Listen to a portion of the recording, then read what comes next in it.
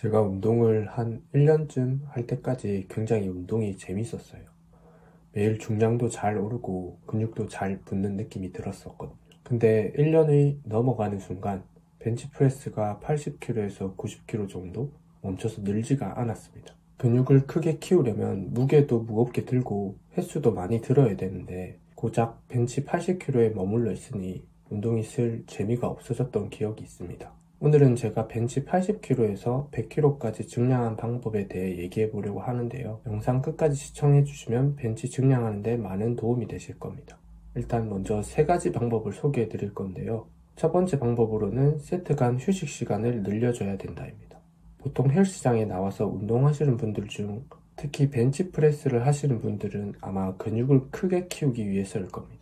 그래서 운동하는 방식이 근비대를 향상시키기 위한 방법인 휴식 시간이 1분에서 1분 30초 정도를 쉬어가면서 운동하는 방식으로 하고 있을 겁니다. 중량을 올리기 위해선 근비대와 같은 방식으로 운동을 하면 중량을 올리기가 결코 쉽지 않을 수 있습니다. 왜냐하면 근비대와 힘을 키우기 위한 스트렝스 운동 방법은 다르기 때문입니다. 많은 논문에서도 나와 있지만 스트렝스 훈련, 즉 무거운 무게로 적은 반복 횟수를 많이 주면서 운동하는 것보다 더 많은 휴식을 취해야 운동 수행 능력 향상에 도움된다는 자료들이 많습니다. 근육은 ATP를 에너지원으로 사용합니다. 고강도 운동은 근육 내 ATP 및 크레아틴 인산의 신속한 소모를 초래하게 됩니다. 더 긴 휴식 시간은 이러한 화합물이 재합성되고 충전될 시간을 제공하게 되는데요. 다음 세트 또는 운동에 필요한 에너지를 확보할 수 있게 도움을 줍니다. 실제로 운동을 하다 보면 물을 떠온다거나 화장실을 잠시 다녀온 후 휴식 시간을 좀 더 가져간 다음 다시 운동을 시작하면 전에 했던 횟수와 동일하게 또는 더 많이 가져가는 것을 느낀 경험이 있을 겁니다. 이렇듯 힘을 기르는 운동 방법은 휴식 시간을 3분에서 5분 정도 가져가는 것이 가장 바람직한데요. 제 경험상 3분 정도가 지루하지 않고 적당했습니다. 벤치프레스는 인기가 많은 운동인데 어떻게 5분이나 쉬어가면서 운동을 하냐라는 생각이 들 수 있습니다. 저도 벤치 중량을 높이려고 휴식 시간을 길게 가져가다가 기다리는 사람이 있다는 걸 알고 난 후부터 눈치가 조금씩 보이기 시작했거든요.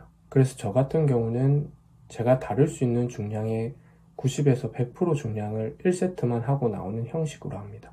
이 방법은 한 주에 컨디션이 가장 좋을 때 하는 것이 좋습니다. 스트렝스 훈련은 매일매일 한다고 좋아지는 것이 아니고 휴식을 잘 취해가면서 안전하게 늘리는 게 가장 좋은 방법입니다. 여기서 가장 중요한 점은 만약 자신의 최대 중량이 90kg다 하신 분들은 피라미드 세트나 선피로 운동법처럼 앞에 힘을 많이 빼고 최대 중량을 하는 것이 아니고 앞에 세트들은 정말 그냥 몸을 푸는 느낌으로 가볍게 3회 정도만 하시고 1RM 중량까지 가는 것이 중요합니다. 그리고 그 다음 세트로는 5회 정도 할 수 있는 중량을 다루시면 아마 1RM 무게에 비해 많이 가벼워져서 5회보다 더 들 수 있을지도 모릅니다. 저는 항상 이런 방식으로 원RM 무게를 갱신하고 있는데요. 대신 아무런 준비 운동도 없는 상태로 무거운 무게를 바로 들어가는 것은 부상의 위험이 굉장히 크니 벤치프레스를 하기 전 어깨나 팔꿈치, 삼두 등 협력근들을 잘 풀고 운동하시는 것을 권장합니다. 두 번째로는 지금도 하고 있는 방법인데요.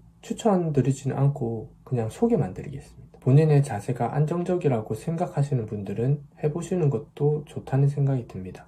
어떤 방법이냐면 벤치에 깔리는 연습을 합니다.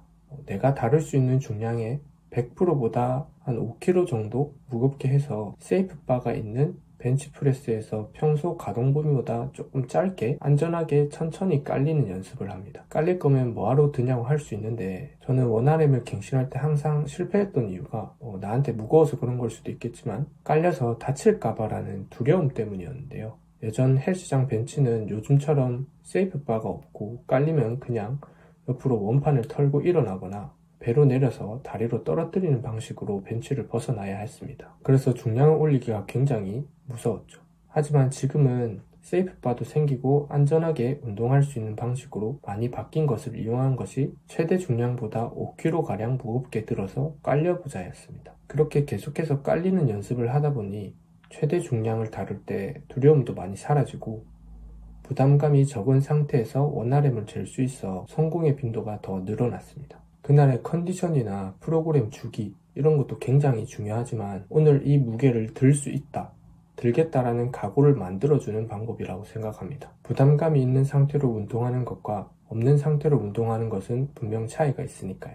이 방법은 추천하는 방법은 아니고 이런 식으로 운동하는 놈도 있구나 생각만 해주시면 감사하겠습니다. 마지막은 중량을 빨리 늘리려고 하지 않는 마음인데요. 너무 뻔한 말일 수 있지만 운동을 하다 보면 저는 자주 잊어버리곤 합니다. 지금의 수행 능력에 만족하지 못하고 운동을 너무 좋아하다 보면 빨리 변화하고 싶고 중량도 더 무겁게 컨트롤하고 싶다는 생각이 듭니다. 그럴 때 저는 부상이라는 녀석이 찾아오게 되더라고요. 특히 컨디션이 좋은 날에는 저는 더 많이 다칩니다. 혼자 기고만장해져서 가벼운 무게에서 덤벙대다 많이 다치죠. 오히려 컨디션이 안 좋은 날은 잘 다치지 않습니다. 제가 컨디션이 안 좋은 걸 알고 몸을 알아서 사리기 때문이죠. 그래서 항상 저는 중량을 들다가 실패해도 조급해하지 않으려고 노력합니다. 특히 아슬아슬하게 실패할수록 뭔가 아쉽고 다시 해보고 싶은 마음이 들지만 그때 좀 더 이성적으로 생각하려고 노력하는 편입니다. 무리하게 다시 도전하다가 다치면 힘들게 올려놓았던 무게들이 와르르 무너질 수도 있으니까요.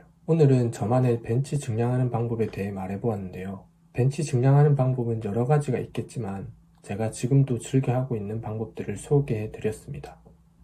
저는 이 세 가지 방법 중 가장 중요한 방법은 조급해하지 않는 마음을 갖고 운동을 즐기시며 증량하는 것이 가장 중요하다 생각합니다. 이 영상을 찾으신 분 모두가 운동을 좋아하는 마음에 벤치를 더 잘하고 싶은 마음에 클릭하게 되었다고 생각합니다. 하지만 많은 분들이 벤치프레스를 더 잘하기 위해 과도한 욕심을 내다가 부상으로 이어지는 경우가 많습니다. 운동에서 가장 중요한 것은 바로 부상을 피하면서 꾸준히 발전하는 것입니다. 그러기 위해선 조급해하지 않고 운동을 즐기는 마음으로 하는 것이 좋은 방법이라고 생각하는데요. 이것은 단순히 벤치프레스 뿐만 아니라 모든 운동과 목표에 있어서 중요한 태도라고 생각합니다. 목표를 향해 천천히 그리고 꾸준히 나아가는 것이 장기적으로 보았을 때 더 큰 발전과 만족감을 가져다 줄 수 있을 거라고 저는 믿습니다. 오늘 영상이 도움이 되셨다면 구독과 좋아요 부탁드리겠습니다. 감사합니다.